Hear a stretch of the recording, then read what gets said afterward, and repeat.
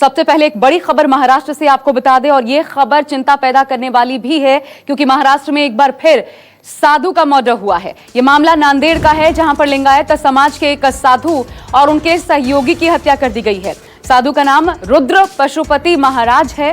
साधु की लाश उनके आश्रम के अंदर जबकि बाहर उनके एक सहयोगी की लाश भी बरामद हुई। पुलिस का दावा है कि आरोपी की पहचान कर ली गई है जो कि लिंगायत समाज से ही ताल्लुक रखता है। उधर विपक्षी दल बीजेपी इस मामले को लेकर हमलावर हो गई है। पार्टी ने लगातार साधुओं की हत्या को लेकर उद्धव सरकार पर सवाल उठाए हैं। तो नांदेड़ की घटना आपको हम बता रहे हैं जहां पर बीजेपी ने कानून व्यवस्था को लेकर सवाल उठा दिए हैं। कारण एक साधु की हत्या बना है। तो पालघर के बाद नांदेड़ में एक साधु की हत्या से सनसनी फैली हुई है। मामला न बिगड़े, सुलगे न माहौल, इसके लिए हालांकि सरकार जरूर एहतियात के साथ काम कर रही है, लेकिन बड़ी बात यह कि आखिर साधु की हत्या क्यों, किसने की, इससे जुड़े तमाम सच सामने आना जरूरी है।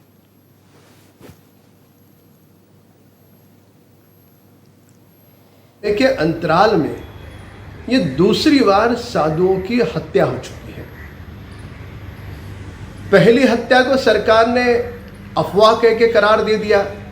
समूचे देश की और संतों की मांग थी सीबीआई को सरकार जांच सौंपे, पर महाराष्ट्र सरकार ने अब तक नहीं किया। अब एक महीने में दूसरे साधु की हत्या होती है। ये हो क्या रहा है महाराष्ट्र में? न महाराष्ट्र में संत साधु सुरक्षित है, न पुलिस सुरक्षित है, क्योंकि गत 60 दिनों के अंतराल में महाराष्ट्र में 240 से अधिक पुलिस पर भी हमले हो चुके हैं। तो ये महाराष्ट्र की सरकार पूरी तरह से सब विषयों में फेल हो चुकी है। विनोद जगदाले मेरे साथ मेरे सहयोगी जुड़ रहे हैं। विनोद, मामला अति संवेदनशील है क्योंकि बीजेपी की जो प्रतिक्रिया आई है साफ है, पालघर का छींटा नांदेड़ पर पड़ चुका है। अब मामला और न बिगड़े, शुरुआती कदम क्या उठाए गए हैं?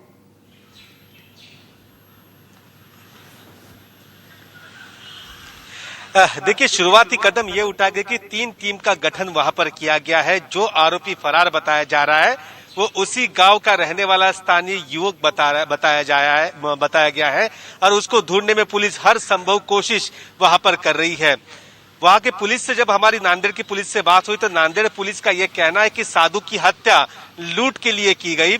अंदर वो युवक दाखिल होता है और साधु की हत्या करता है। उसके बाद साधु का जो सेवेकरी होता है, जो उसका सहयोगी है भगवान शिंदे, उसकी भी हत्या वहां पर की जाती है और साधु की जो डेड बॉडी है उसे वो उनकी कार में ले जाकर ठिकाने लगाने की कोशिश करता है। गाड़ी में जब डेड बॉडी रखता है तो और लोग आश्रम के वहां पर उठ जाते हैं और जिसके बाद वो वहां से भाग खड़ा होता है। पुलिस का ये कहना है कि जो साधु की हत्या हुई है और उसके सेवेकरी की जो हत्या हुई है, ये हत्या महज लूट के लिए वहां पर हुई है और जो आरोपी है वो आरोपी को ढूंढने की कोशिश वहां पर नांदेड़ पुलिस कर रही है। वहां के स्थानीय गांव के जो लोग हैं, उन गांव के लोगों का ये कहना है कि जब तक आरोपी पकड़ा नहीं जाता तब तक उस साधु की लाश है वो लाश नहीं ली जाएगी और वो अस्पताल में ही रहेगी। जब तक आरोपी सलाखों के पीछे नहीं होता तब तक साधु पर अंतिम क्रिया, अंतिम संस्कार नहीं किए जाएंगे। विनोद, ये बताइए, 1:30 बजे उद्धव ठाकरे भी कुछ बोलने वाले हैं, क्या इससे जुड़ा मसला हो सकता है?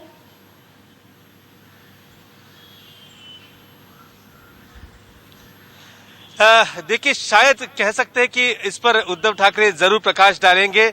कोविड-19 को लेकर वो तो बात करने ही वाले हैं और लेकिन नांदेड़ की जो घटना है वो कहीं ना कहीं सरकार की जो कानून व्यवस्था है उस पर सवाल जरूर उठाती है। जैसे राम कदम ने कहा कि राज्य में पुलिस पर हमले लगातार बढ़ रहे हैं, तो ऐसे में ही पुलिस का कहीं मनोबल न गिर जाए और जो कोविड-19 के जो लगातार पेशेंट बढ़ रहे हैं उसको लेकर भी और शायद नांदेड़ की घटना को लेकर भी 1:30 बजे उद्धव ठाकरे इसका पूरा जिक्र वहां पर कर सकते हैं। क्या पुलिस कर रही है, घटना क्या हुई, इसके बारे में भी जानकारी शायद सीएम दे सकते हैं। बिल्कुल, उम्मीद की भी जानी चाहिए कि इस माहौल में सबसे पहले मुख्यमंत्री का संबोधन हो कि वो क्या कहते हैं, क्योंकि हमला तो हो ही गया, प्रतिक्रिया तो बीजेपी के सामने आ ही गई है और अब माहौल को संभालना बहुत ज्यादा जरूरी है। आप नजर बना के रखिएगा। फिलहाल शुक्रिया आपका विनोद जानकारी के लिए। अब बढ़ते हैं आगे। नाबालिग लड़कियों से रेप के आरोपी दाती महाराज एक बार फिर विवादों में हैं। इस बार उन पर लॉकडाउन के नियमों की धज्जियां उड़ाने का आरोप है कि मेहरौली के एक मंदिर में लॉकडाउन को ताक पर रखकर दाती महाराज ने पूजा करवाई।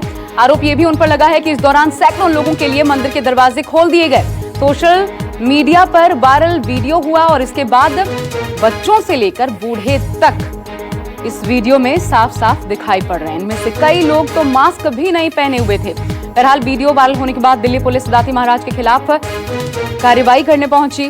पुलिस ने आपदा प्रबंधन एक्ट और महामारी एक्ट के तहत केस दर्ज कर मामले की जांच शुरू कर दी है। तो महामारी एक्ट, आपदा प्रबंधन एक्ट में जो मामला दर्ज हुआ है, साफ तौर पर नियमों को न मानने का आरोप, इन गंभीर धाराओं में उन पर मामला दर्ज हुआ है। हम सीधा रुख करते हैं राहुल प्रकाश का।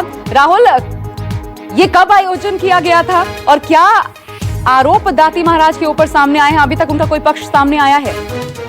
देखिए, फिलहाल जो ये जांच है ये चल रही है, क्योंकि जिस तरीके से ये महामारी एक्ट और जो लगाया गया है, एक वीडियो वायरल हुआ था जिसमें देखा गया था कि दाती महाराज है और कुछ अन्य लोग हैं, जिसमें तमाम लोग पूजा अर्चना करते हुए दिख रहे थे। कई लोग ऐसे थे जिन्होंने मास्क नहीं पहना था। जिसके बाद ये जब सोशल मीडिया पे सर्कुलेट हुआ वीडियो, तो उसके बाद कहीं ना कहीं जो डीएम साउथ है पीएम मिश्रा, उन्होंने इस बात का संज्ञान लिया और उसके बाद जब जांच आगे बढ़ाई तो दिल्ली पुलिस को ये कहा कि इस मामले की जांच की जाए। जब जांच की गई तो ये पाया गया कहीं ना कहीं ये दोषी हैं इस मामले के, और कहीं ना कहीं वो आरोप जिस तरीके से दिख रहे हैं कि इन्होंने एक पूजा अर्चना की है जिसमें लोग इकट्ठे हुए, कहीं ना कहीं मास्क नहीं पहना था, सोशल डिस्टेंसिंग नहीं थी, तमाम वो चीजें थी।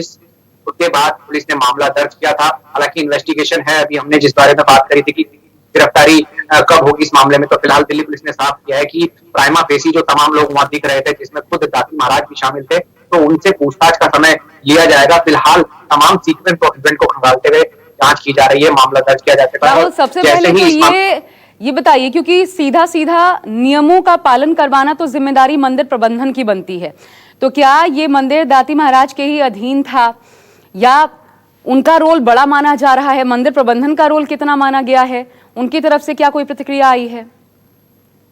देखिए, प्राइमा फेसी यही है कि जहां ये आयोजन हुआ था शनिधाम, ये दाती महाराज का, ये दाती महाराज ही यहाँ सारी पूजा अर्चना करते हैं, और जो कहा गया है कि जो आयोजन था वो यहीं से हुआ था। क्योंकि शुरुआती जांच है, पुलिस भी ये मान के चल रही है कि जिस तरीके से आयोजन किया गया इसका मुख्य कारण क्या था, किसने इसका आयोजन किया था, जो लोग शामिल हुए थे वो लोग कौन थे। जो प्राइमा फेसी जो जांच का आधार है वो उसी आधार पर आगे बढ़ाया गया है, और यही वजह है कि मामला भी इसलिए दर्ज किया गया क्योंकि एक और लॉकडाउन है जहां पूजा अर्चना बंद है, मंदिर गिरजाघर तमाम जगह ऐसी बंद है जहां आप इकट्ठे नहीं हो सकते। उसके बाद अगर इस तरीके का आयोजन होता है तो कहीं ना कहीं गंभीर विषय है, और जिस तरीके से आंकड़े बढ़ते हुए आ रहे हैं अभी तक कोरोना के जो मामले हम देख रहे हैं, कहीं ना कहीं अगर ये एक तरह से आयोजन होता है तो कहीं ना कहीं नियमों का, गाइडलाइंस का पालन नहीं हुआ है, उल्लंघन हुआ है, मामला दर्ज हुआ है।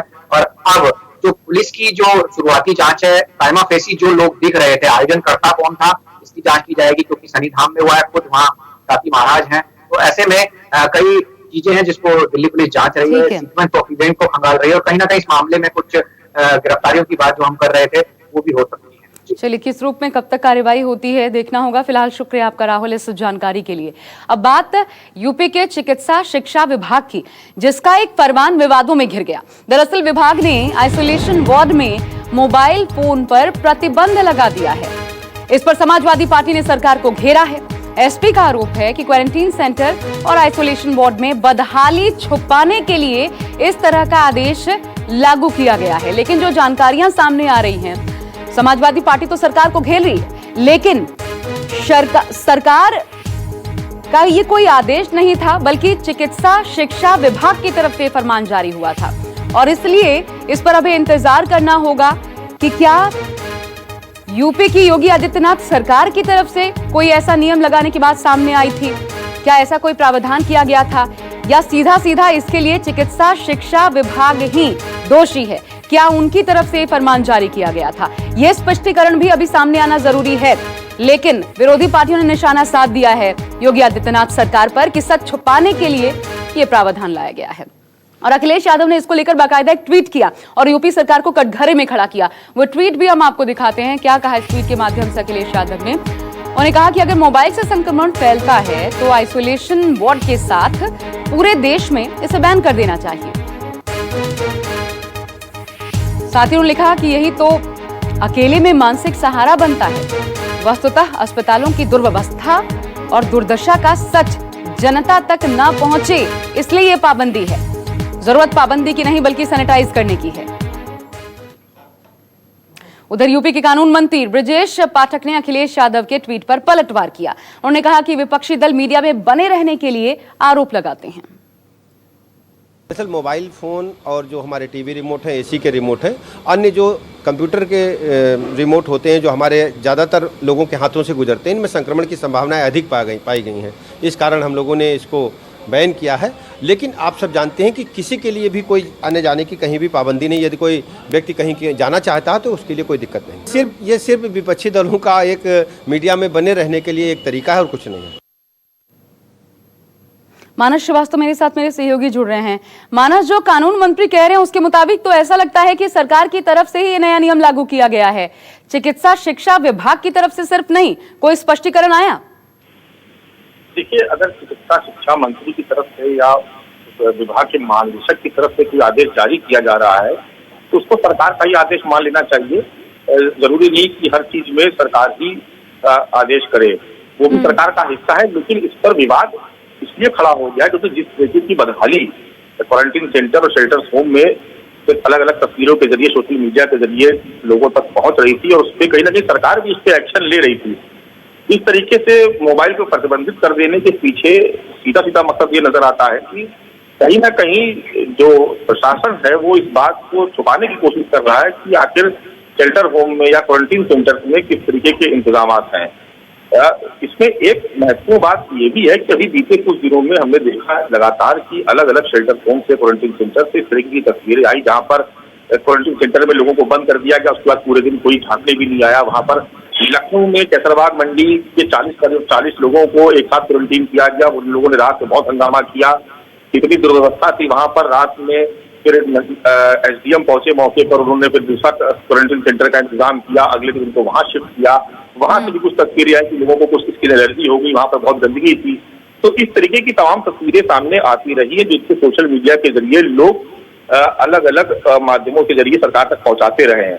अगर मोबाइल को प्रतिबंधित किया जाना आवश्यक होता तो देश के स्तर पर अब तक स्वास्थ्य मंत्रालय कोई फैसला ले चुका होता। लेकिन ये समझना होगा चिकित्सा शिक्षा विभाग को कि आइसोलेशन वार्ड मरीज के इलाज के लिए वो कोई कैदखाना या कोई जेल नहीं जहां पर आप मोबाइल भी जमा करा लेंगे। ये बात सही है कि ऐसी परिस्थिति में जब मानस, थोड़ा रोक रही हूं मैं आपको। इस वक्त मायावती कुछ बोल रही हैं, वो सुन लेते हैं पहले। और ट्रेन का इन्होंने प्रबंध किया, हालत इनकी बहुत ज्यादा खराब थी। तो आज जो पूरे देश में जो श्रमिकों की जो हालत खराब है, दुर्दशा जो हमें देखने के लिए मिल रही है इस बीमारी के दौरान, तो इसके लिए हमारी पार्टी बीजेपी के साथ साथ, मतलब कांग्रेस को तो जिम्मेवार मानती है, तो कांग्रेस के साथ साथ बीजेपी को भी बराबर की जिम्मेवार मानकर चलती है। और ये बात आज मैं अपनी पार्टी के राजनीतिक स्वार्थ में नहीं बल्कि देश में खासकर गरीबों, मजदूरों, किसानों, अकलियतों व श्रमिक प्रवासियों के हितों की वजह से कह रही हूँ।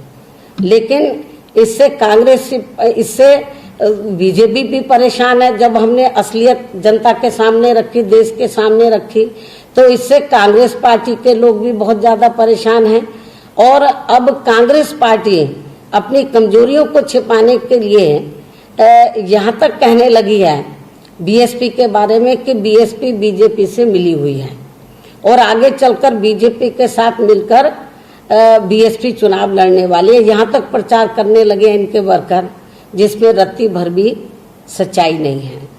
और इनके इस आरोप का हमारी पार्टी कड़े शब्दों में खंडन करती है और इनको ये भी बताना चाहती है कि देश के किसी भी राज्य में चाहे छोटा चुनाव हो, बड़ा हो, हमारी पार्टी बीजेपी के साथ और न ही अन्य किसी भी पार्टी के साथ, खास तौर से जो पार्टी सेंटर और ज्यादातर राज्यों में कांग्रेस और बीजेपी के साथ तो बिल्कुल भी मिलकर कोई चुनाव नहीं लड़ने वाली है। और बीजेपी के बारे में जो कह रहे हैं, तो चुनाव लड़ने का आज तक हमने कोई मिलके चुनाव नहीं लड़ा और ना आगे हम लड़ने वाले हैं।